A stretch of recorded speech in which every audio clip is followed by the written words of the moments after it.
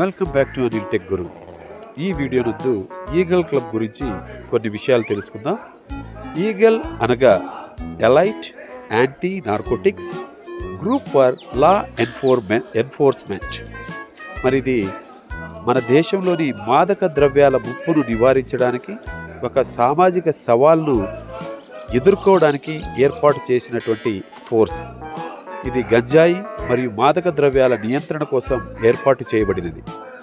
మరి ఆంధ్రప్రదేశ్ ప్రభుత్వం GO number 145 ఆధారంగా మాన్యశ్రీ ముఖ్యమంత్రి శ్రీ నారా చంద్రబాబు నాయుడు గారి అధ్యక్షతన ఈ లీగల్ టాస్క్ ఫోర్స్ అనేది 26 జిల్లాలలోనూ పనిచేయబోతున్నది.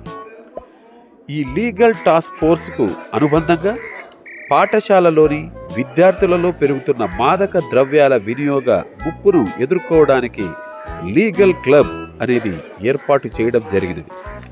ఈ లీగల్ క్లబ్ ద్వారా విద్యార్థులందు మార్పును తీసుకొచ్చి వారినే ఏజెంట్లుగా మార్చడం అనేది ఈ క్లబ్ యొక్క లక్ష్యాలు.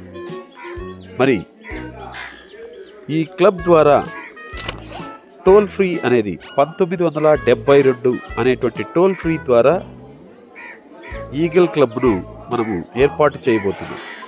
ఈగల్ క్లబ్ యొక్క మార్గదర్శకాలను గమనించినట్టయితే ప్రతి క్లబ్లోనూ 10 మంది విద్యార్థులు సభ్యులుగా ఉంటారు. ప్రధానోపాధ్యాయుడు సీనియర్ ఉపాధ్యాయుడు లేదా ఔత్సాహిక ఉపాధ్యాయుడిని